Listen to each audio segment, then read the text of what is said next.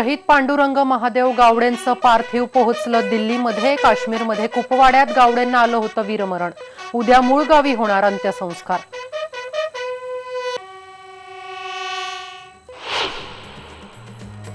मराठवाड्यातल्या धरणांमध्ये पाण्यानं गाठली पाण्याची निचांकी पातळी। मोठ्या प्रकल्पांमध्ये फक्त 1% पाणीसाठा तर लहान बंधारे पडले पूर्ण कोरडे।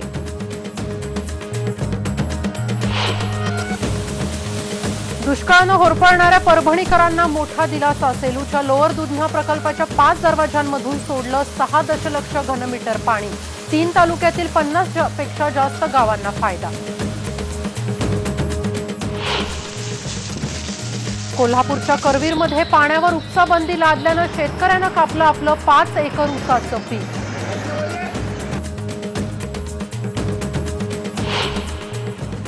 वाशिमचे रतनगीत झाले जलदू। स्वतःच्या शेतातलं सिंचन केलं बंद। 200 पाईपलाईन्स टाकून गावातल्या विहिरीत सोडलं पाणी।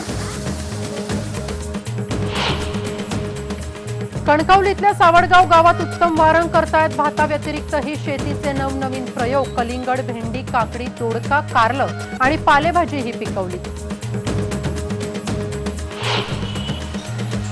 आणि बुलडाणा जिल्ह्यातील खामगावमध्ये राजकुमार गोयंका ठेवतायत तापमानाच्या नोंदी। 1994 पासून दर दिवशी न चुकता घेतात तापमानाची नोंद।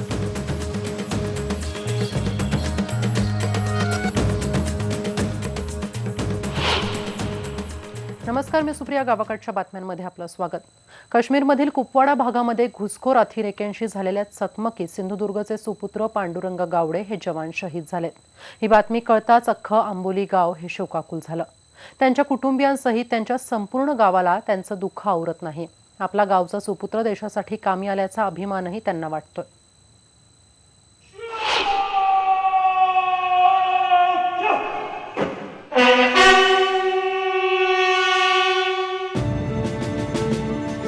सैन्यात भरती होण्याचा वारसा शहीद पांडुरंग महादेव गावडे यांना त्यांच्या घरातूनच मिळालेला। पांडुरंग गावडेंच्या दोन्ही भावांनी भारतीय सैन्य दलात सेवा बजावली। मात्र हेच ते घर आता आपल्या वीरपुत्राच्या आठवणीनं शोकाकुल झालंय। अवघ्या 34 वर्षांच्या शहीद पांडुरंग गावडेंना 2 लहान मुलं आहेत। त्यातला एक मुलगा तर अवघ्या 4 महिन्यांचा आहे। त्यांच्या आईच्या डोळ्यातील अश्रू आत्ता गोठलेलेच आहे।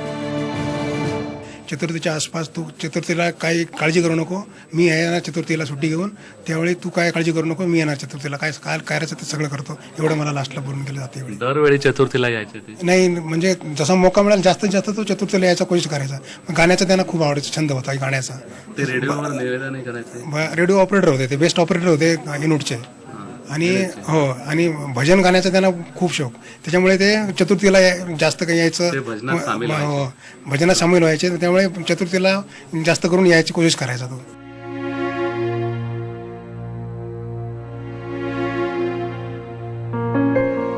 शहीद पांडुरंग गावडेंचं माध्यमिक शिक्षण आंबोलीतच झालं, पण काही झालं तरी सैन्यात भरती व्हायचंच हा त्यांचा पहिल्यापासूनचा पक्का इरादा होता।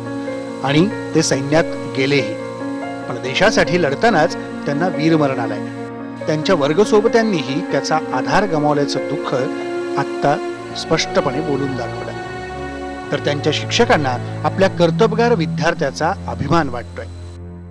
आता आम्ही ठरवलेलं की आता व्हॉट्सअपमुळे याच्यामुळे गेट टुगेदर करायचं। आता आम्ही सगळ्यांनी एकत्र येऊन निदान पावसापर्यंत गेट टुगेदर करूया असं सगळ्यांनी आम्ही ठरवलेलं। आता आपल्यात पांडुरंगच नाही आहे ना, दुःख आहे पण अभिमान पण आहे। त्याला वीरमरण आलंय आणि ऊर भरून भरपूर, म्हणजे आता जेमतेम 33 वयात त्याला वीरमरण आलंय।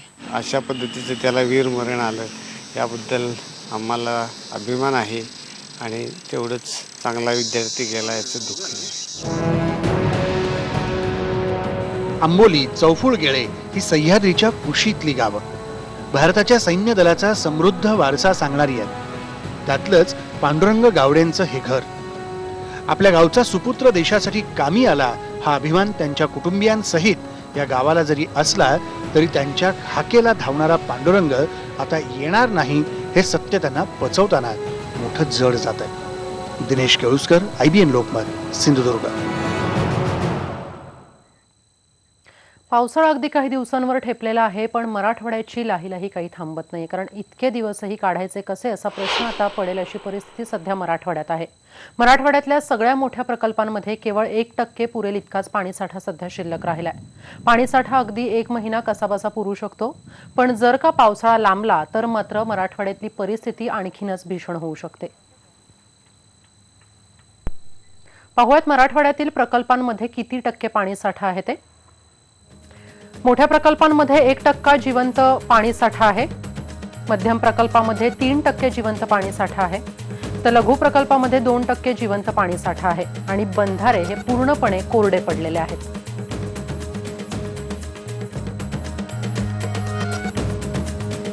एकीकडे मराठवाड्यातली ही परिस्थिती आहे, तर कोल्हापूरमध्ये शेतकरी पाण्याअभावी आपली शेतं आता कापू लागलेले आहेत. कारण पाणीच नसल्यानं उभी पिकं करपू लागली आहेत. करवीरमध्ये पाणी उपसाबंदी लागू झाल्यानं शेतकऱ्यांवर ही परिस्थिती ओढावली आहे. शेतीच्या जवळच नदी असून सुद्धा त्याचा फायदा शेतकऱ्यांना काही होत नाहीये. शेतकऱ्यांनी जवळपास आपला 5 एकर ऊस हा कापून टाकलाय. तर विदर्भ मराठवाड्यामध्ये तर पाणीच नाहीये, पण इथे पाणी असून सुद्धा उपसाबंदी लादल्यानं शेतकरी आपली पिकं आता कापून टाकतोय. पाणी इरिगेशनची कपात असल्यामुळे ते ऊस कापायची पाळी आलेली लावणी ते 5 दिवस चालू बंद होता आधी पहिलं, मग नंतर 10 दिवस केले कपात. स्कीमचे पाण्याचं परवानगी झाले नाही. आता एक कसं आमचं फिरणार आहे, त्यामुळे सगळं ऊसाचे पीक 50 दिवस पाणी येते. मग आम्हाला कसं परवाना करायचा नाही. 27 वर्षानंतर भोगावती नदीला प्रथमतःच उपसाबंदी लागू केली. शासनानं शहराला पाणी पुरवठा करण्याच्या उद्देशानं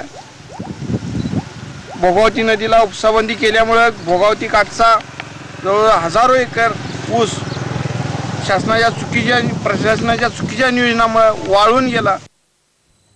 कणकवलीतल्या सावडाव गावच्या माळ रानावर शेती करण्याची किमया केली आहे ती उत्तम वारंग यांनी. शेतकऱ्यांचं घराणं आणि कृषी खात्यामध्ये नोकरीला असल्यानं शेतीविषयी उत्तम वारंग यांना चांगलीच रुची आहे. त्यांनी शेतामध्ये नवनवीन प्रयोगही राबवले आणि नियोजनानं उत्तम शेती कशी करता येईल हेही दाखवून दिलंय. त्यांच्या मुलानंही कृषी विद्यापीठाची पदवी घेऊन सरकारी नोकरी करण्यापेक्षा शेती करण्याचा निर्णय घेतला आणि तो यशस्वीही झालाय. कारण शेतीच आम्हाला वर काढणार आहे हा निश्चय आमचा पूर्ण अगदी मनामध्ये पक्का झालेला आहे आणि निश्चयाने आम्हाला बांधून ठेवलेला आहे. आणि हेच असंच आम्ही आज करत राहू. लोकही आज आमचं बघून आज सगळं आज करत आहेत आणि लोकांनी याच्यापेक्षाही करावं असं आम्हाला वाटतं. पुढच्या बातमीकडे. दुष्काळानं होरपळणाऱ्या परभणीकरांना आता मोठा दिलासा मिळालाय. सेलूच्या लोअर दुधना प्रकल्पाच्या 5 दरवाजांमधून 6 दशलक्ष घनमीटर पाणी आज सोडण्यात आलं. या पाण्यामुळे जिल्ह्यातील 3 तालुक्यातील 50 पेक्षा जास्त गावांना फायदा मिळणार असल्यानं शेतकऱ्यांमध्ये आता आनंदाचं वातावरण आहे. परभणीच्या सेलू तालुक्यातील लोअर दुधना प्रकल्पामध्ये सध्या 129 दशलक्ष घनमीटर एवढा पाणीसाठा आहे आणि यामधील 6 दशलक्ष घनमीटर पाणीसाठा हा 5 दरवाजांमधून सकाळी सोडण्यात आला असून हे पाणी 48 तास चालू राहणार असून त्याचा फायदा सेलू, मानवत, परभणी या तालुक्यातील 50 पेक्षा जास्त गावांना होणार आहे.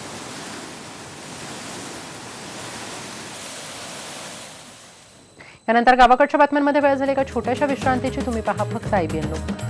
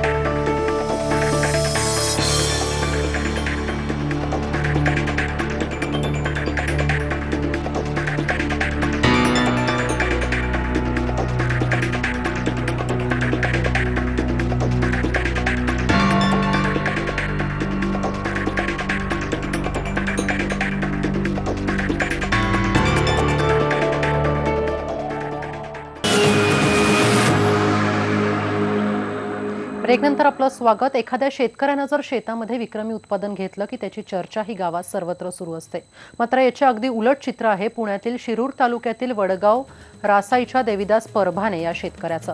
परभाने यानं कृषी उत्पन्न बाजार समितीमध्ये 950 किलो कांदा विक्री केल्यानंतर त्याला आडतदाराकडून फक्त 1 रुपया मिळालाय. देवीदास सध्या पुण्यामध्ये सोशल मीडियावर चर्चेचा विषय ठरलाय. तर मोठ्या कष्टानं पिकवलेल्या कांद्याचं पीक बाजारपेठेमध्ये नेण्याचा खर्च वजा जाता या शेतकऱ्याला फक्त 1 रुपया मिळालेला आहे. कांद्याची लागवड करताना परभाने यांना 2 लाख रुपये एवढा खर्च आला होता. सध्या चांगल्या दर्जाच्या कांद्याला प्रति 10 किलोसाठी 50 ते 90 रुपये भाव मिळतोय.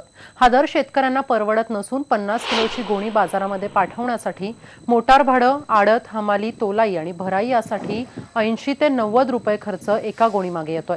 चांगल्या प्रतीच्या कांद्याचा उत्पादन खर्चही निघत नाहीये. तर मागच्या काही महिन्यांपासून कांद्याचे भाव कोसळल्यानं कांदा उत्पादक शेतकरी आता हवालदिल झालाय. बारामती बाजार समितीमध्ये आणलेल्या कांदा उत्पादक शेतकऱ्यांनी कांद्याला क्विंटलला किमान 2,000 रुपये राज्य शासनानं हमीभाव दिला पाहिजे अशी मागणी होती. आजच्या चालू घडील कांद्याचे बाजारमध्ये 50 पैसे ते 6 रुपयापर्यंत कांद्याचं रेट आहे. कांद्याचं उत्पादन करायचा गेला शेतामध्ये तर एकरी 40 ते 45 रुपये खर्च येतोय आणि उत्पन्न घ्यायला गेलं तर 50 आणि 6 रुपयापर्यंत कांदा गेल्यामुळे उलट पदरचंच पैसे कांद्यात टाकावं लागतात. खुरपण, नांगरट, फवारणी याचा खर्च तर निघतच नाही, पण पदरचंच पैसे आणून टाकावं लागतं. शेतकऱ्यांना त्यातून काही नफा मिळत नाहीच, उलट पदरचे पैसे जायला लागतात. ह्याच्यासाठी उपाय म्हणून शेतकऱ्यांनी हमी दर देऊन त्याच्यावरती उत्पन्नासाठी एक 20 रुपये किलो ह्या दराने शासनाने हमी केंद्र चालू केलं तर शेतकऱ्याच्या पदरात काहीतरी रक्कम मिळेल. इतरही जिल्ह्यातल्या घडामोडी जाणून घेऊयात, पण थोडक्यात. पोलिसांच्या खांद्याला खांदा लावून काम करणाऱ्या होमगार्डला ना पोलिसांसारखा सन्मान आहे आणि ना पगार. तरीही पडेल ते काम प्रामाणिकपणे करणाऱ्या बिचाऱ्या होमगार्डकडे प्रशासनानं नेहमीच डोळेझाक केली आहे. झोपेचं सोंग घेतलेल्या प्रशासनाला जागं करण्यासाठी राज्यभरातील शेकडो पुरुष आणि महिला होमगार्ड आता रस्त्यावर उतरलेत. मागण्यांकडे लक्ष वेधण्यासाठी पंढरपूर ते मुंबई मंत्रालयाची पदयात्रा सुरू करण्यात आली आहे. होमगार्डना कायम ड्युटी मिळावी, पगार वेळेत व्हावा, साहित्य मिळावं आणि अधिकाऱ्यांकडून होणारी पिळवणूक थांबावी अशा त्यांच्या मागण्या आहेत. महाराष्ट्रातल्या होमगार्डवर गेली 70 वर्ष झालं अन्याय होत आहे. या अन्यायाला वाचा फोडण्यासाठी म्हणून आज आम्ही पंढरपूर ते मंत्रालय पदयात्रा काढलेली आहे. पण राज्य शासनानं करायचं ते केलेलं आहे. मला काही मिनिटापूर्वी आपण पाहत असाल, काही मिनिटापूर्वी आमचे तालुका समादेशक यांनी जस्ट एक प्रेमपत्र आणून दिलेलं आहे, ज्यामध्ये स्पष्ट उल्लेख आहे की तुम्ही आहे असं मरा पण भीक मागू नका. भीक पण मागू देत नाहीत आणि काम पण करू देत नाहीत.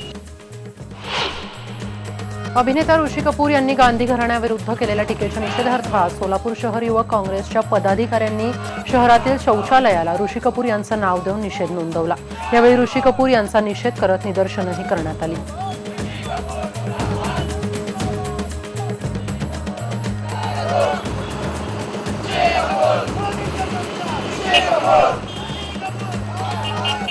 यानंतर इथे वेळ झाली एका छोट्याशा ब्रेकची. मात्र ब्रेक नंतर आपण पाहूयात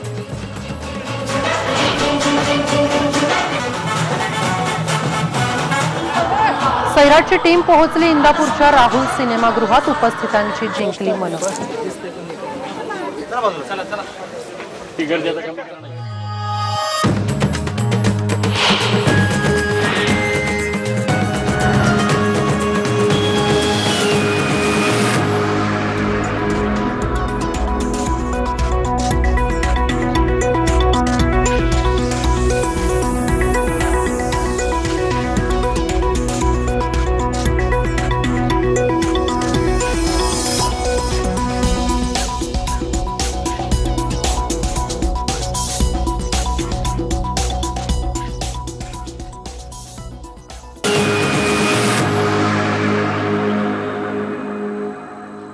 ब्रेकनंतर आपलं स्वागत. बातमी आहे बुलढाण्याची. बुलढाण्यामध्ये वसलेले या ठिकाणी सर्वात जास्त तापमान पाहायला मिळते. खामगावमध्ये कुठेच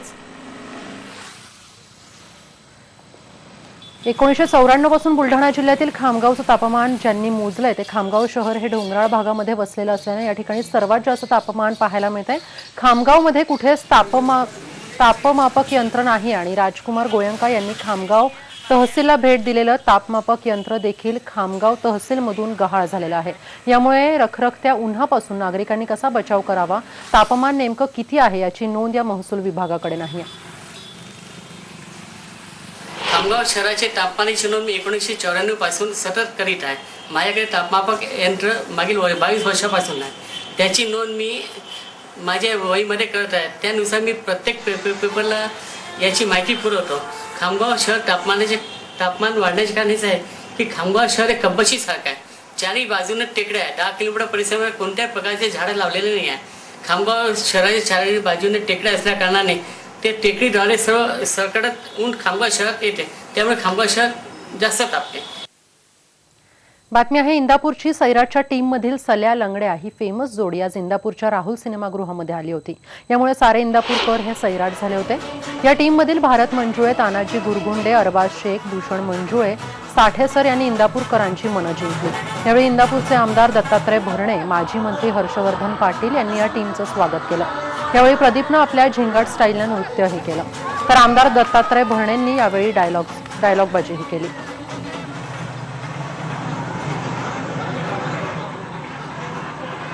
आणि आता आपण जाता जाता पाहणार आहोत प्रदीपचा खास डान्स.